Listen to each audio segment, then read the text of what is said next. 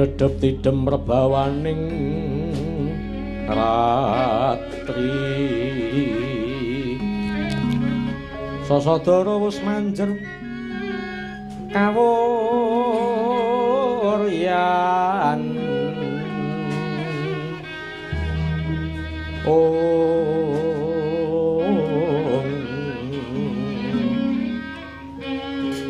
tan kujiwa memanise menggep srinateng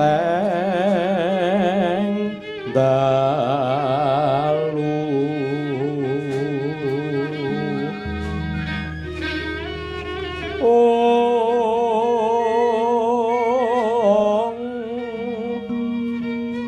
siniwaka sangyapra tasih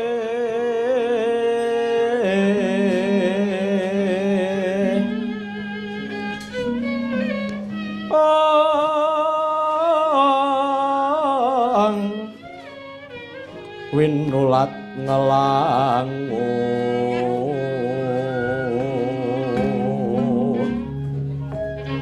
prandene paksa kebegan saking kaing taranggana kang sumiwi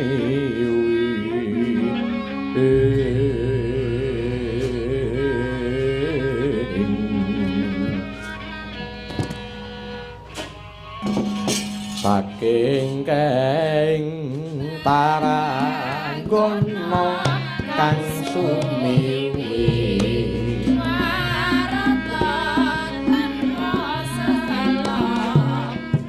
warata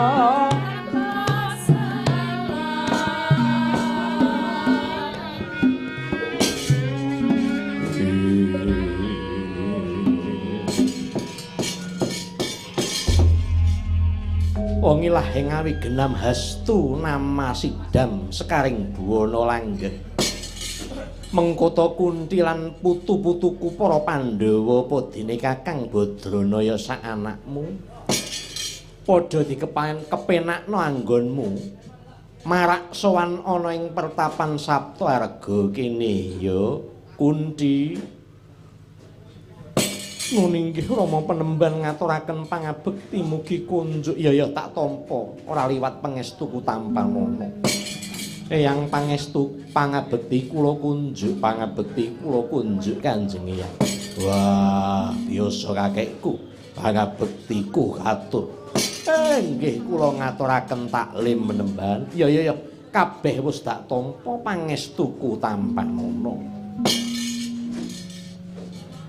abiyasa kakekku ana apa nggih Bratasena mestine abiyasa kakekku wis krungu pawarta lamun bali sigala-gala kobar dahana iya nggih ature para cantrik cekel lan para pandhita kang katemben wae mulih saka kutha atur paring pawarta lamun bali sigala-gala kobar dahono. Nanging puneyang nampa sasmitaning jagat lamun Kunti lan putu-putuku Pandhawa kabeh ora kurang sawiji apa kabeh padha pikantuk pangayomaning jagat.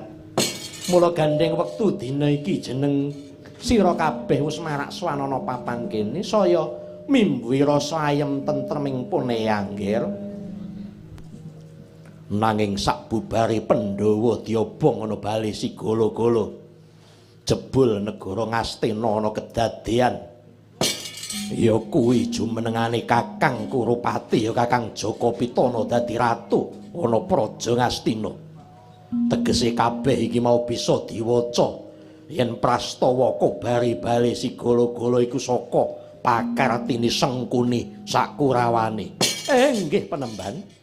Sak sampunipun bali sigala-gala kobar dening Dahana menika negari Ngastina jumenengan ratu inggih menika Raden Kurupati Raden Jaka Pitana dados nalendra wonten negari Ngastina. Iya ya Kakang Semar, kudune jeneng sira ora kekilapan lamun ya kaya mengkono kuwi wis dadi rancanganing jagat. Aku kelawan kowe titah adile mung nglakoni lelakon kang wis rinancang dening Gusti Kang Murba Bawana. Mong wae Kunti kula wonten dawuh Rama Penemban. Wektu dina iki ana wigati kang kudu kok tindakake magepokan kelawan putramu Pambayun Sidwija Kangka. Wonten dawuh menapa kepareng-paring pangandika menapa ingkang dados dawuh paduka badhe kula tindakaken. Iki ngene nggih Kunti. Yen pancene Pandhawa kuwi durung lumebu ing mangsa kajayan kudu nglakoni mangsa kacintrakan nanging kabeh kuwi kudu dilakoni kanthi lila lan legawa. Dina iki mangsa kala iki putramu Si Dwija Kangka wis ngancik dewasa kaya-kaya wis wayahe palakrama. Nun inggih Rama Penemban nanging menika Pandhawa tasih sinangsaya kula dereng anggadhahi rancangan badhe malakramakaken wayah paduka pun Dwija Kangka. Iki ngene Kunti. Pawarta kang dak tampa saka Mbok Bakul Sinambiwara lamun ing negara Pancala ya negara Cempalareja iki ana sayembara perang kang dianakake dening satriya Mandira Jajar Patih Gandamana. Patih Gandamana ngadani sayembara perang tanding sing sapa bisa ngasorake jurite Patih Gandamana ya kuwi kang menang nggarwa putri Pancali kang aran Dewi Wara Drupadi.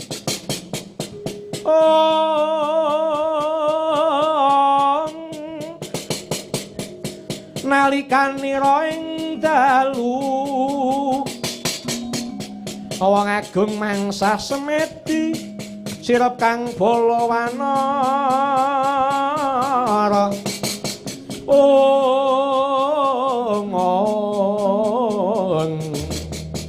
sadaya sami guling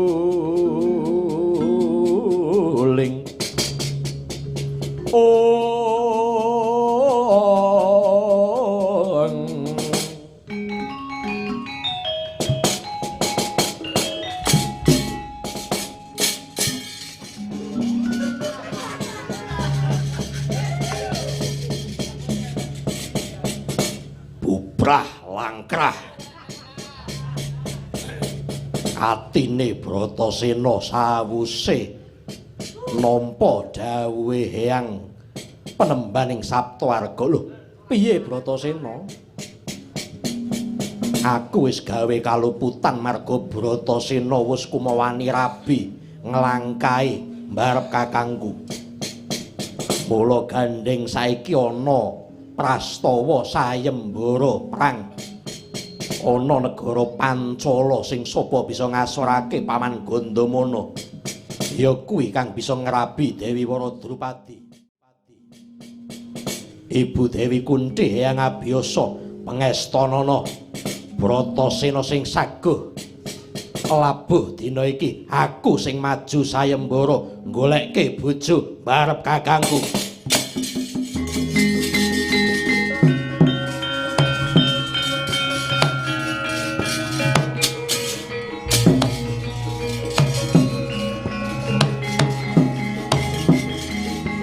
Anakku ngger Bratasena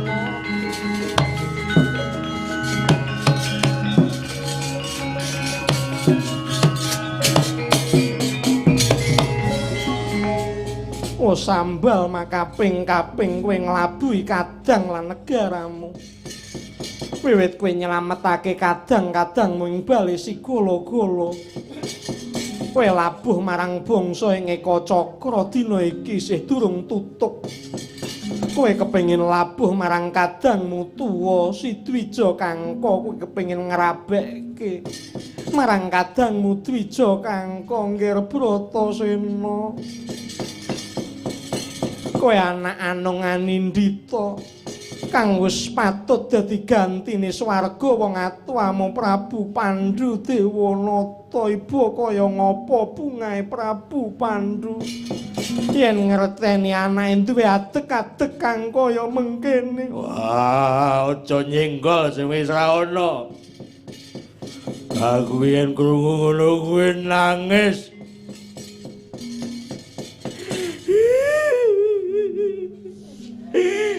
Lakon gak kaya ngene ya, Kang. Di anak gagah-gagah ngene kok ramane wis ora ngerteni.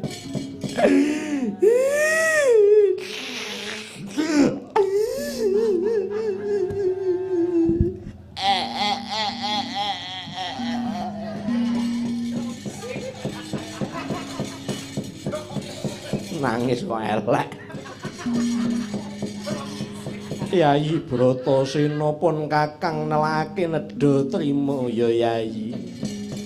Nedha nrimo marang kabeh lelabuhan Yayi Bratasena. Wis biasa kakekku Kunthi biungku Semar lan barep kakangku aku njaluk pangestumu budal marang Cempala Reja. Iya ya ngger Bratasena nanging gegandengan kabar wis sumebar lamun Pandhawa mati ana sajroning bali sigala-gala luwih becik kowe namur dadi pandhita. Ya mbarep Permadi ayo melu aku mayang Cempala Reja namur laku dadi pandhita. Meat langening kalang yuwanaglar pandamoncar.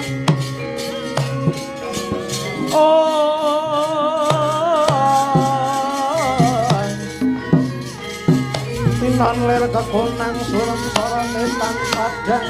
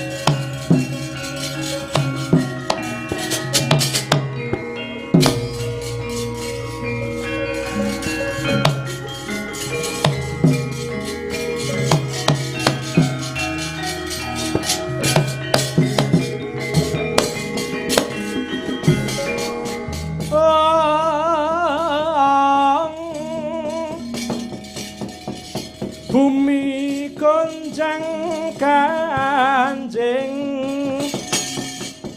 langit kelap-kelap katon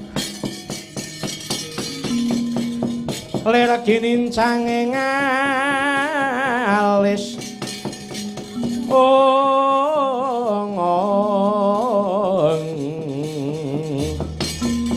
risang mawe gandrung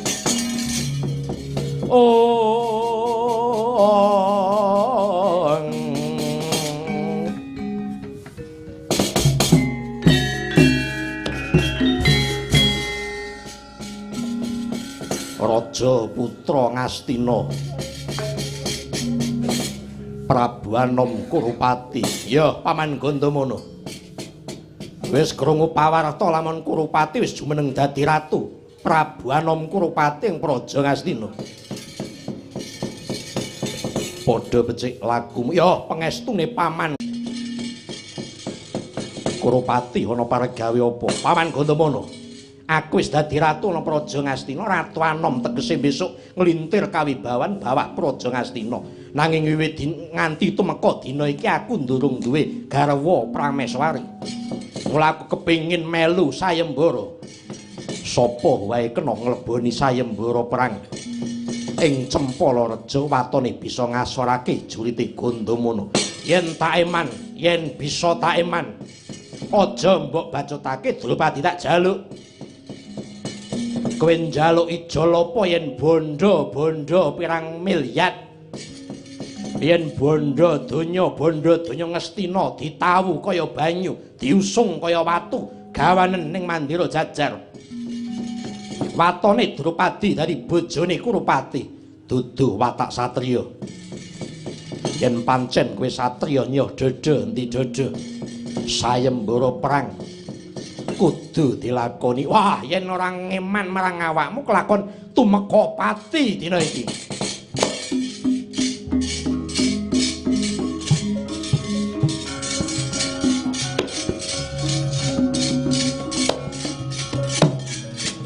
Wah, wah, oi, oi, ah.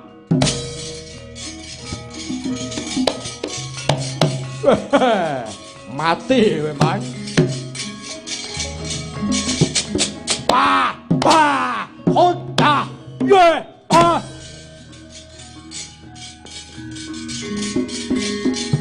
Pejan. Wah, wah.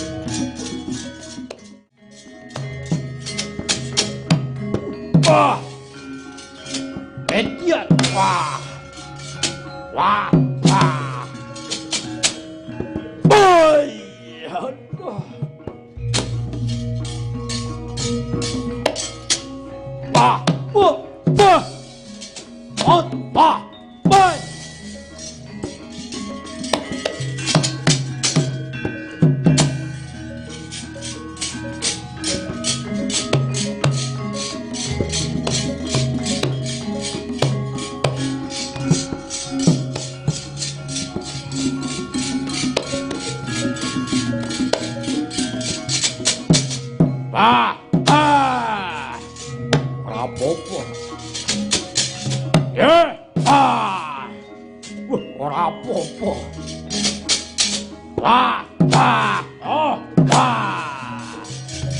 Maleso, Mas. Ya. Ora apa-apa.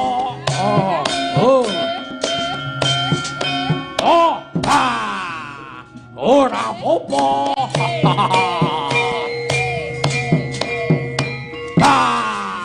Apa?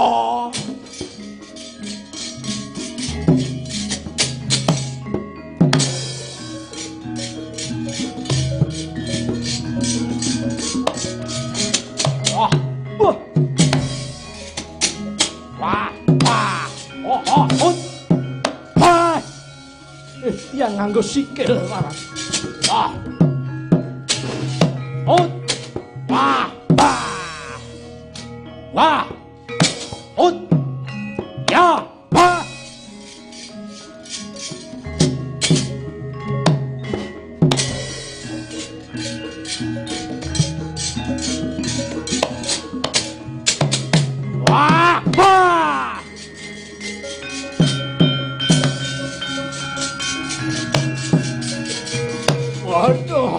Aduh, paman.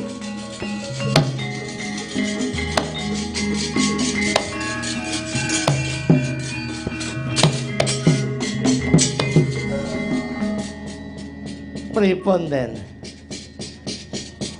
Waduh. Paman Gandamana cetha sekti mandraguna.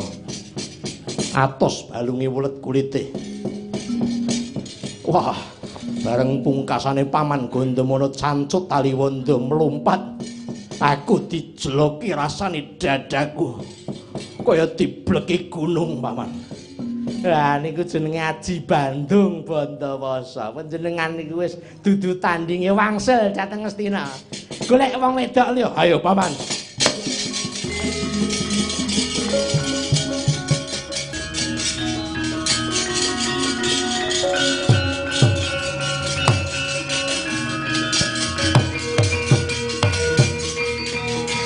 Ayo.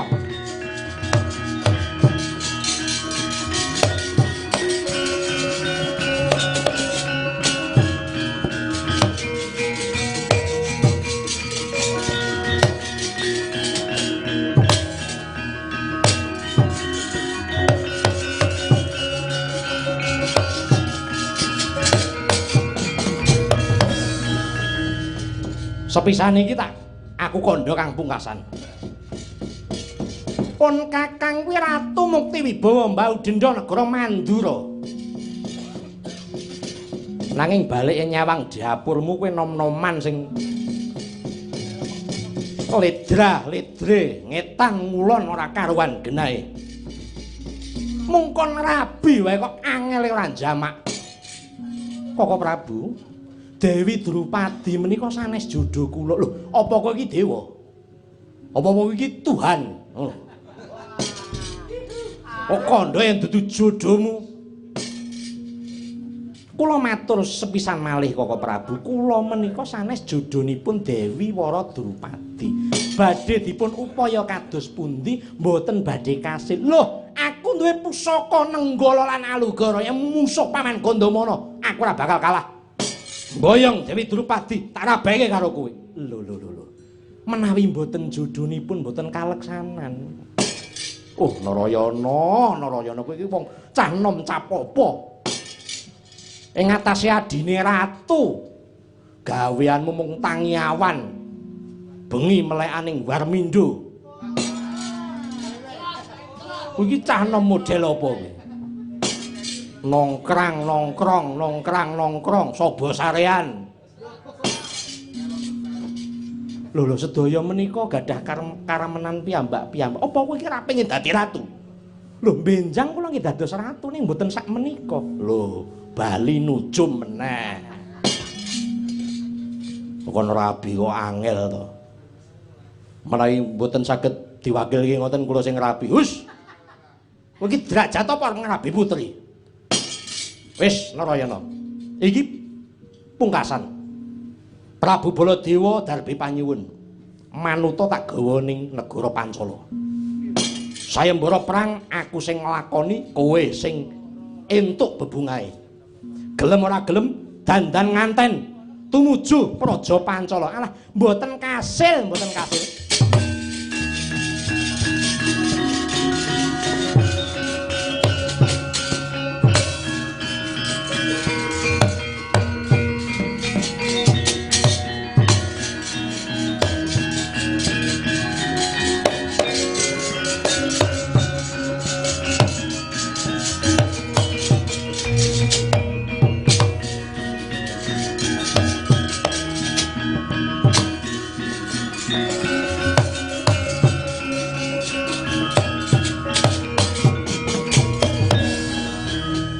Ngaturi sugeng rawuh Nalindra Agung Mandura Prabu Baladewa. Ya Raden Gandamana, wale-wale apa tekaku mrene kepengin bun-bun enjang jejawah sore ngleboni sayembara perang nglamarake adiku Sinarayana.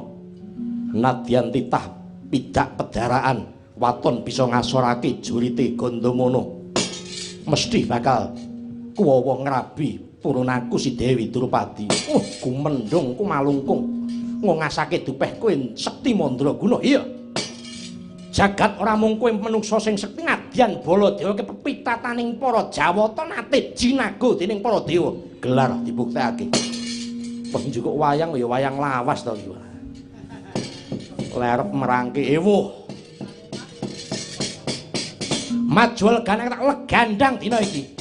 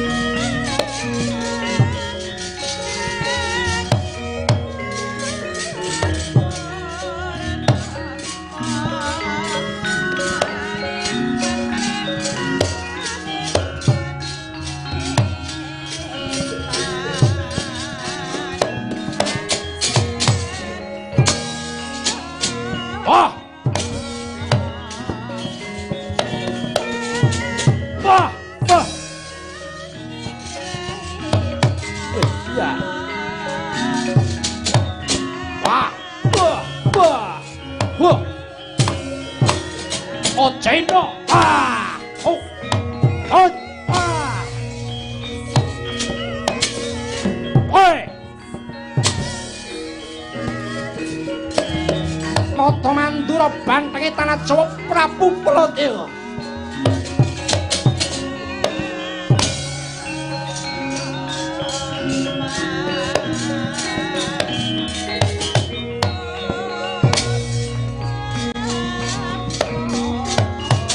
Wah, wah, iblis malah.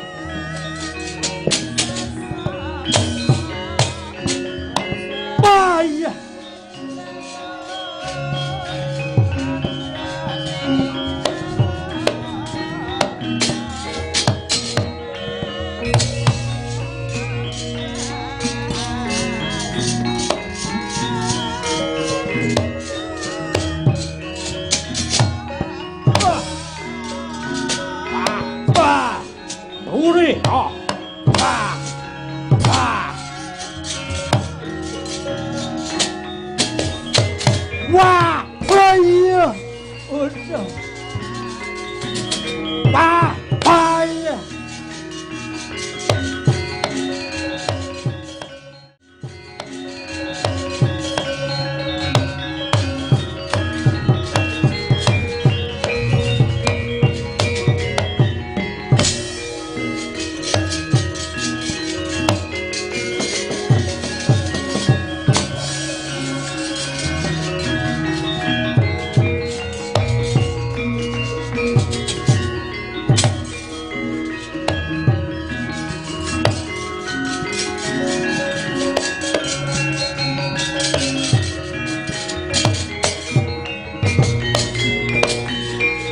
Kalaruta sangguru kula yen tanhamu tusa sang Sri. Aduh. Aduh. Narayana. Narayana picek matamu apa piye? Narayana, aduh piye iki? Piye iki aduh. Piye to ki? Kok gedeng aku. Malah guyu. Piyantune kejepit ning wit asem. Wis tak kandhani to Kakang Udawa. Ora kasil.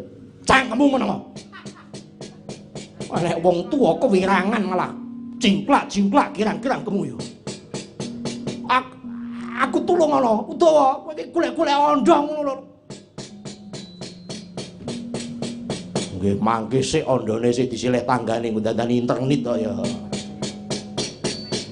Aku tulung ana Narayana. Kula luwari ngagem sanjata cakra. Aku tulung ana. Ning wonten syarate. Syarate apa? Kula ingkang nemtokaken sinten ingkang dados jatu krama kula. Ya. Wis ora gagas kowe meneh. Arep ngalor ngidul ngetang kulon sakarepmu. Wis, aku tulung ana. Ya, tak luwari Kakang Udawa.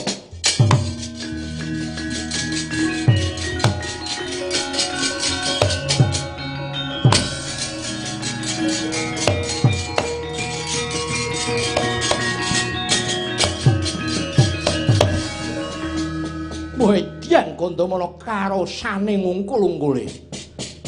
Durung nganti aku musti senjata alugara lan senjata nenggala. Gandamana obah musike cepet kesit kaya trapit kebat kaya kilat parat. Menika naminipun Aji Sepi Angin. Mila ampun sok ngremehaken dhateng mungsuh. Menengo lambemu. Wis ora bakal aku goleki jodoh kowe kapok bali ning Mandura.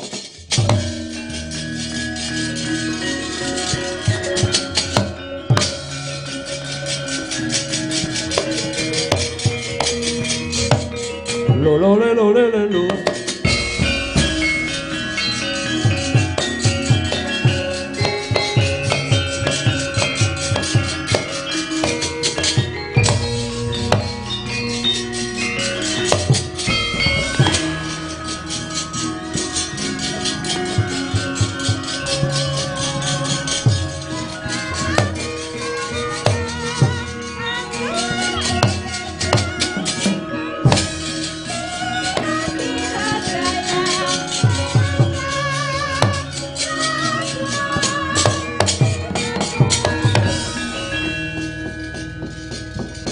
Saiki kowe blaka suta karo pun Kakang. Babagan menapa? Yen pancen kowe dhewe sing nyenengi putramu si Dewi Drupadi kowe kandha. Yen mengkono tegese ana tetembungan pager mangan tanduran. Palang mangan tandur. Menapa sababipun menapa dasaripun Paduka paring pangandika kang mekaten. Lho, kowe gawe sayembara. Saiki coba gagasen. Kowe gawe sayembara perang, sok sapa sing bisa ngasorke juritmu dadi garwane Nini Dewi Drupadi. Maka jagat musnekseni sing bisa ngasorke jurite Raden Gandamana ki mung sawargi Prabu Pandhu Dewanata. Apa niat Dewi Drupadi bakal dadi prawan sak lawase? Iya. Apa pancen niatmu kok rabi dhewe Gandamana? Waduh, nuwun sewu Koko Prabu. Anggen kula gadah janji menika ngawontenaken sayembara. Awit kula kepingin ingkang mangking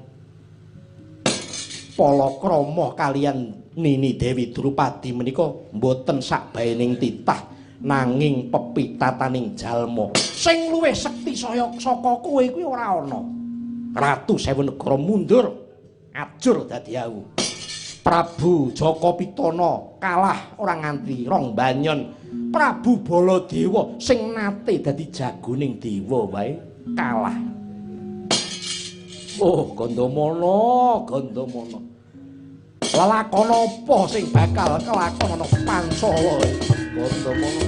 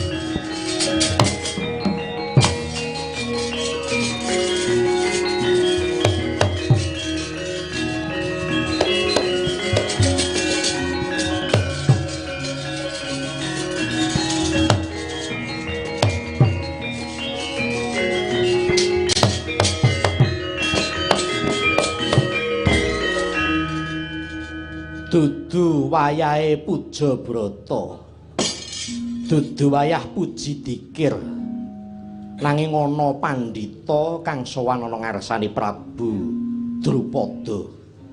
Penemban sira kabeh iku pandhita saka ngendi lan sapa jenenganmu lan duwe karep apa rawuh ana ing praja Pancala kene? Nun inggih pukulun saderengipun kula nyuwun pangapunten. Kula menika pandhita Kleyang Kabur Kanginan, kula sakadang menika sedaya pandhita ingkang sudya mestani kula menika pun begawan Ajata Satru. Banjur sing gedhe dhuwur kuwi ya pandhita. Wah, aku ya Pendhita Jayalaga. Sing bagus kuwi kula pun begawan Margana. Lho, sing mburi kaose abang kuwi ya pandhita. Kula pun begawan Sumangalimin. Sing mburi dhewe kula begawan Suyutang Bakwangseng. Kula pandhita saking Cina. Apa to gong Suyutang Bakwangseng? Asu mlayu ngetan nabrak Lawangseng. Der. Jam pira to kuwi mbanyol ae kong? Jam 3. Penemban ana parigawe apa jeneng sira sakadang rawuh ana negara Pancala? Nuwun sewu saderengipun kula nyuwun pangapunten sinuwun. Sowan kula menika badhe ngebun bunenjang jejawah sonten badhe nyuwun kepareng paduka kula badhe malakrama ingkang putra pun Dewi Drupadi. Piye? Coba balenana pangandikamu. Kula kepingin badhe ngebun-bun enjang jejawah sonten. Kula kepingin badhe malakrama putra jengandika pun Dewi Drupadi. Nyata laruta krodha sang guru kula. Yen tanamu tusa sang Sri.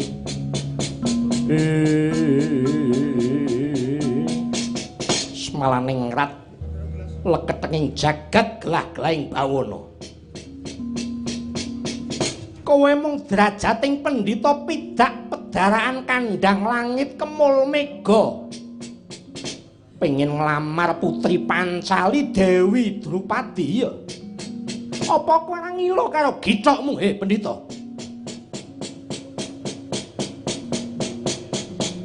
Kowe iki mung paribasan wong loro saudon telu saurupan, derajatmu iki mung derajat brahmana karep ngrabi putri kang derajate genah derajat satriya. Apa kurang endang ing gunung-gunung kok kowe bakal ngrabi putraku Dewi Drupadi?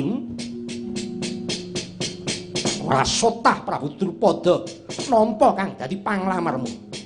Ora sudi Prabu Drupada duweni mantu Pendhita Kleyang Kabur Kanginan. Ora minggat balang cenela sumyon kuandamu. Wah.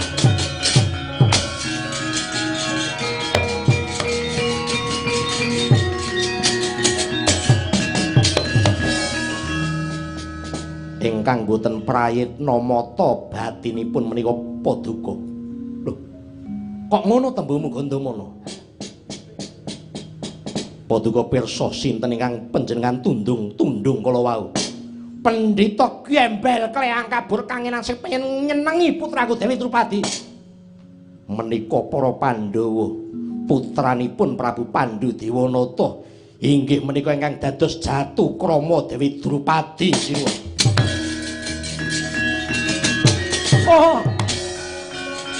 Oh Pandhawa.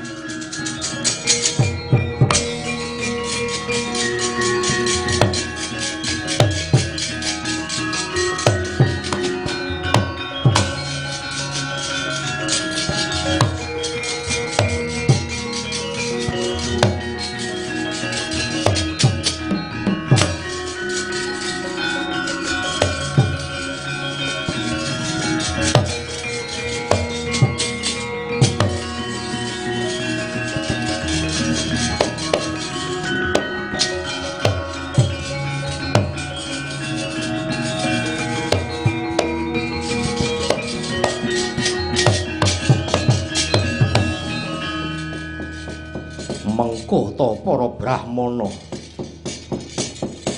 aja kesusu nilar praja Pancala Cempalareja.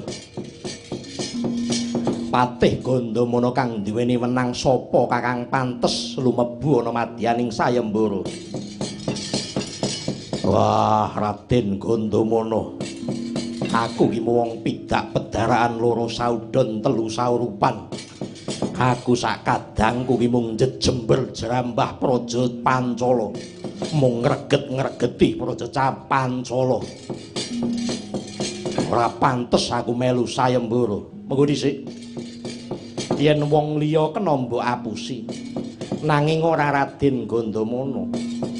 Saka guayamu lan sandang penganggonmu lan uga pasuryanmu aku ora pangling yen kowe kuwi Bratasena Dwija Kangka kelawan Permadi. Oh anakku nggih.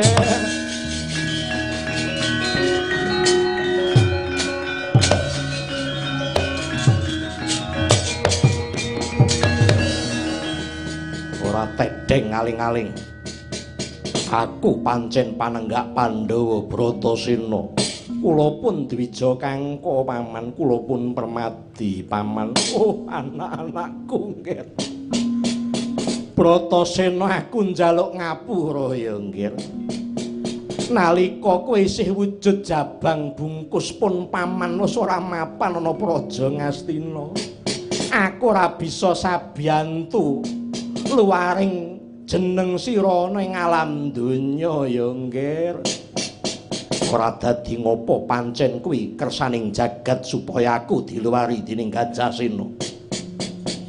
Oh, kowe Ajata Satru, kowe Dwija Kangka, kowe kang duweni watak lembah manah kaya dene Prabu Pandhu Dewanata sing mburi kuwi Permadi. Oh, kowe jebles karo wong tuamu nggih.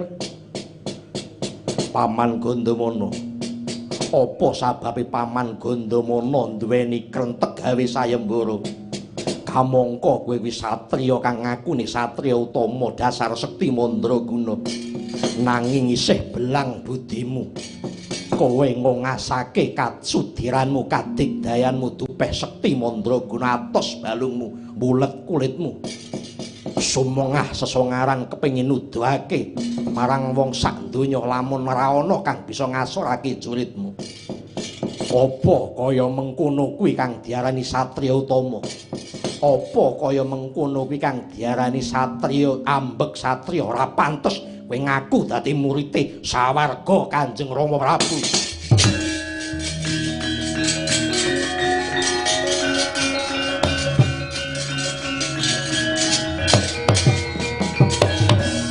Bratasena, aja langap-langap ucapmu. Kabeh manungsa kuwi duwe dalan darmane dhewe-dhewe. Yen Prabu Pandhu kuwi darmane dadi Ratu Ngastina nganti saksedane, semono uga Patih Gandamana. Darmaku dadi satriya kuwi ya kaya mengkene iki carane. Aku kepengin mulyakake putraku Nini Dewi Drupadi aja nganti entuk jodoh kang ora timbang kelawan kajayaning praja Cempala Radya. Syukur-syukur bisa entuk judul kang bisa ngunggulake kamulyaning praja Pancala Redya. Mula kang saka kuwi mung kari kowe melu sayembara apa ora yen malu ayo nyodada endi dada ora bakal mundur maju kaning atiku.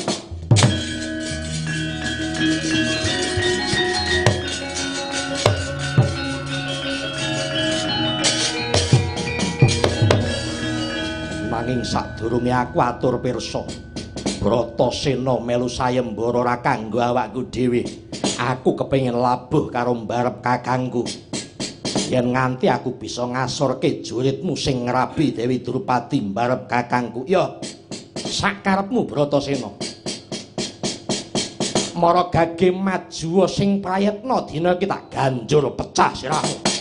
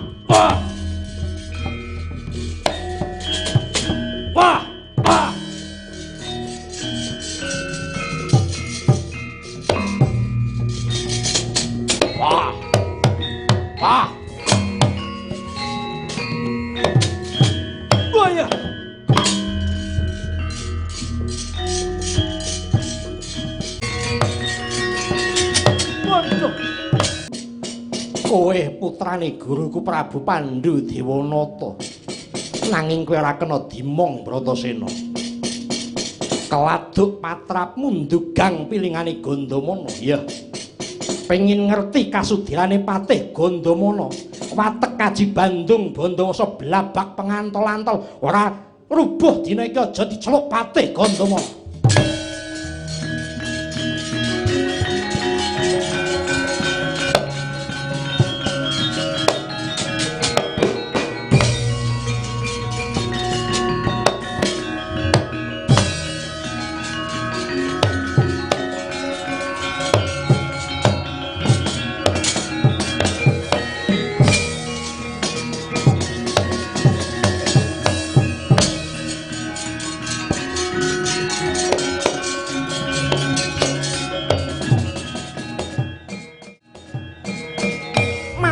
Blabak pengantep-antep ya Bandung Bandawasa nenggih Resang Patih Gandamana.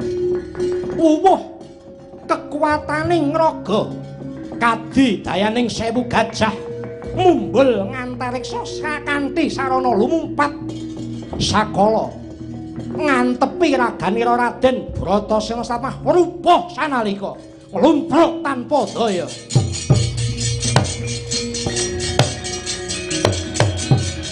Wah, wah, wah, wah.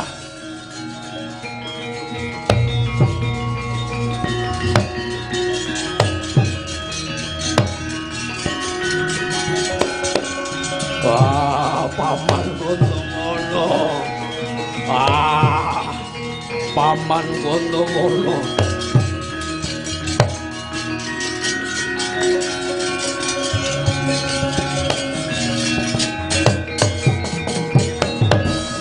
Paman Gandamana, aku kalah Paman.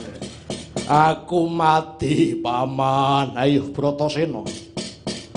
Kowe bocah kang ora ngerti tata susila. Daeman juritmu nanging kowe ndugang pilinganing pun paman. Yen kowe kepengin ngrasake kekuatane Patih Gandamana ya iki Aji Bandung Bandawasa. Waduh, mati aku paman. Mati aku paman ora iso ambekan. Paman Gandamana aku mati paman. Waduh, paman Gandamana.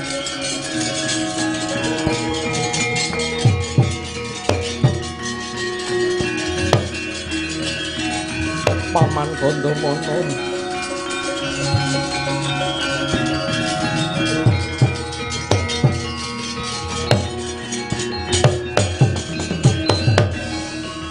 Paman Gandamana, kula aturi mesaken kalian Yai Bratasena paman.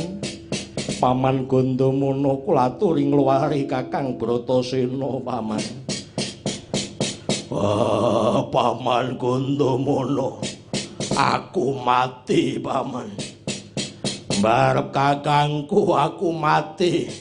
Kandakno Babu Kunthi aku mati. Paman, paman. Menawi paduka mejahi Yai Bratasena kula ingkang badhe bela pejah. Kula aturi mejahi.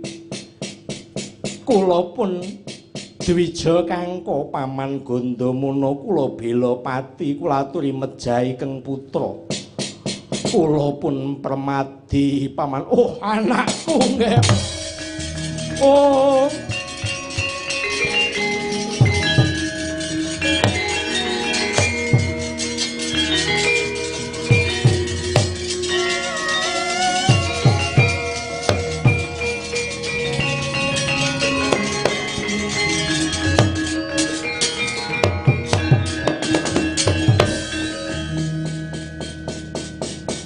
Anak-anakku nggih bareng aku ngerti solah tandangmu kok kaya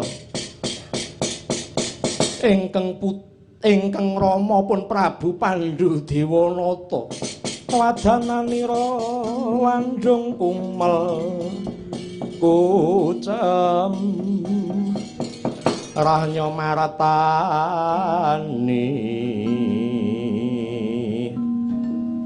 laing kono ta wau astanira Raden Bratasena Gya nuwak jajanira Keng Paman Patih Gandamana jroning Wardaya Amongarsa kepengin bisa luar saking dayaning Aji Bandung Bandawasa nanging kersaning jagat wis ginaris datan karasa modot kuku Pancanaka tumancep jajanira Keng Paman Gandamana tumancep jejantung muncar kangrah dadi lan gugure Patih Gandamana. Paman lho kowe ngopo paman? Oh Paman Gandamana.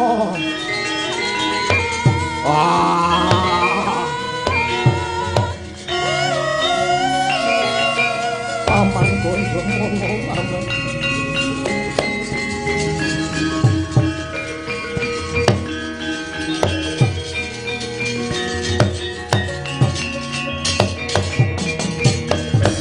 Punapa ta mirah ingsun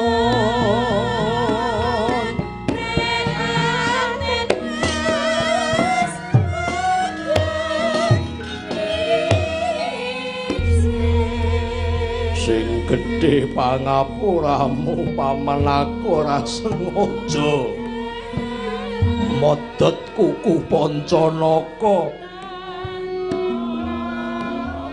ora ngira yen iku tumancep ana dadamu kowe seda muncar lutira paman aku njaluk ngapura paman anakku nggih Bratasena kaya-kaya wis mung semene lelakoning pun paman kaya ora dosa nggih kaya ora luput pancen iki kang dak karepake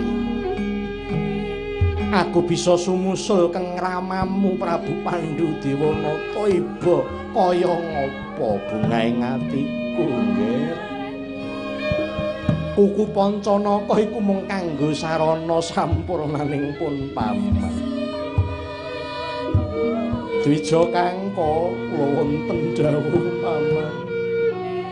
Kowe kang menang rabini Dewi Drupadi langgenga kelawan Dewi Drupadi aku titip aja pisan-pisan Dewi Drupadi kok tinggal kudu tansah sumandhing kelawan jeneng sira mapan ana puncaking gunung sak ngisoring jurang kudu tansah sumandhing karo Dewi Drupadi ya nggih ngono inggih ngestaken dawuh. Dwija Kangka kowe tak paringi pusaka tinggalane kang ramamu awujud kalung robya. Iku ya pusakane ingkang Rama kang diparingake marang pun paman. Ngaturaken genging panuwun paman. Bratasena, apa paman? Ora ana kang wenang kang patut duweni Aji Bandung Bandawasa kajaba kowe. Kowe tak paringi Aji Bandung Bandawasa blabak pengantol-antol kang dayane kowe bisa wimbuh kekuatan 1000 gajah.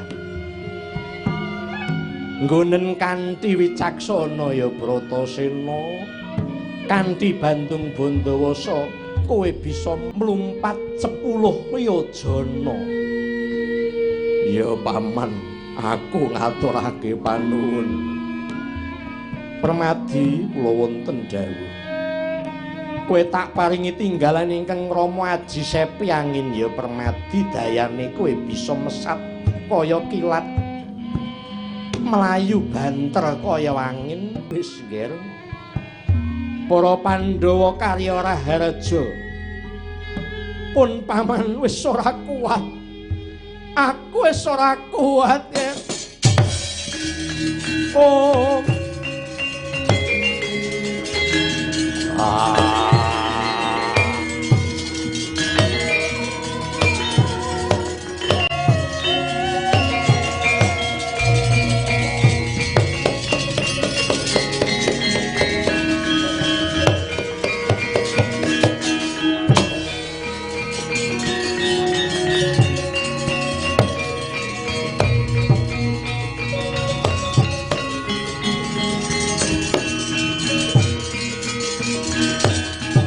Oh, para Pandhawa nggih.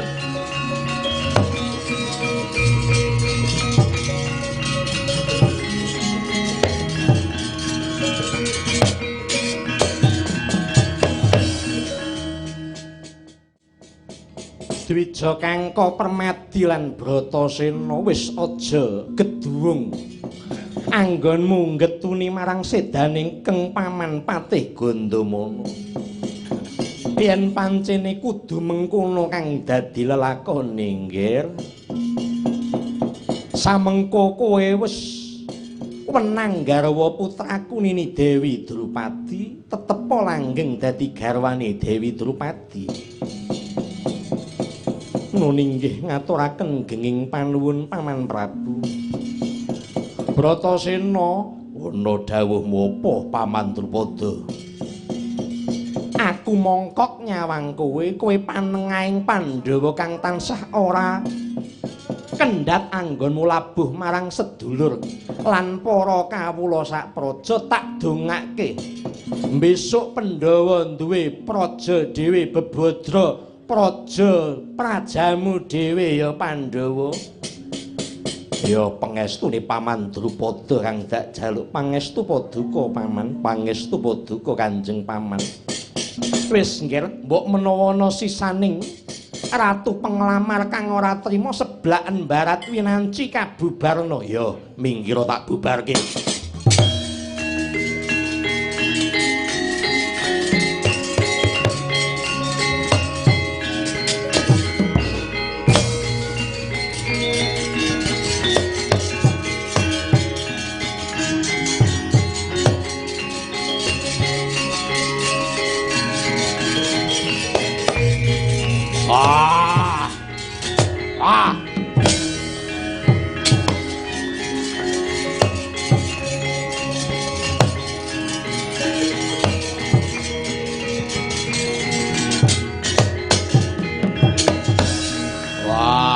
Werkudara isih urip.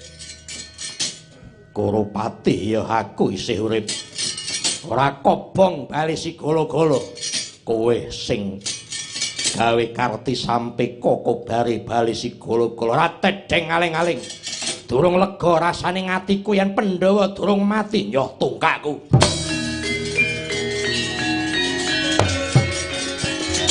Wah, wah. Wah, wah, wah, wah. Bahaya. Wah.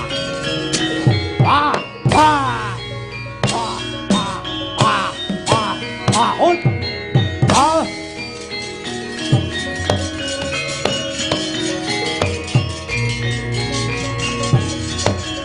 Wah. Waduh. Waduh. Oi! Oi! Oi! Oi!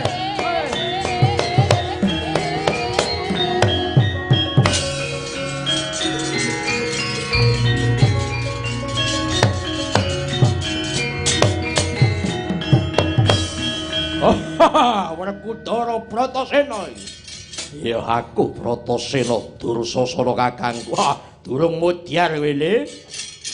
Aku urung mati entuk pangestumu. Tak dongak-dongake mulih tabrak mbecak kowe. Kowe durung mati tegese sida perang Bratayuda, kenceng Bratayuda.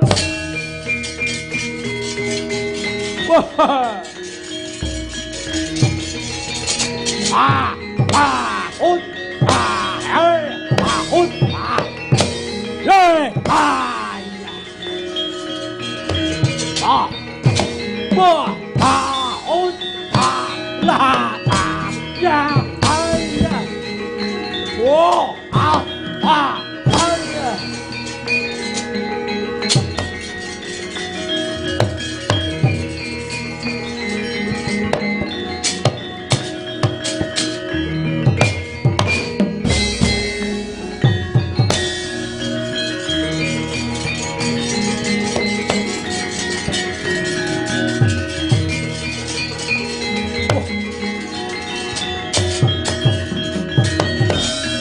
Bratasena Kartamarwawa, kowe durung mati yen arep mateni aku jajalen.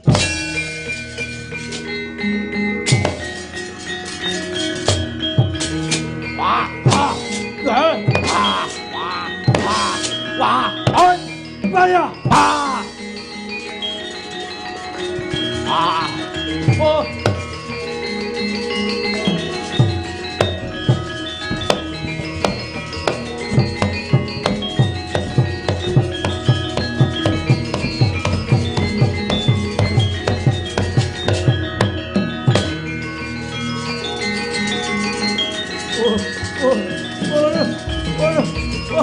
Waduh, umat. Oh.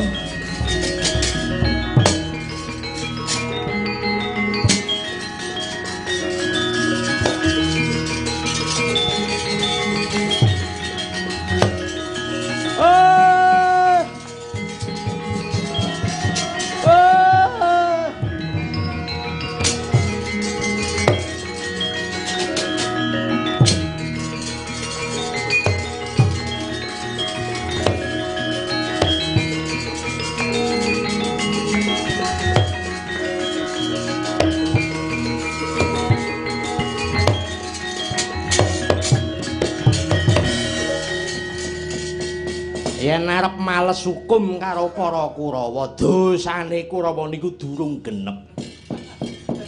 Besok enten wektale Den, mboten sakniki. Ora saiki Semar, sakniki pun capek Besti. Ngono.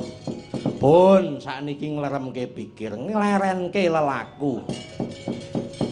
Wis paripurna lelakoning para Pandhawa. Besok yen arep males hukum wonten Tegal Kurusetra lakone Bratayuda Jaya Binangun.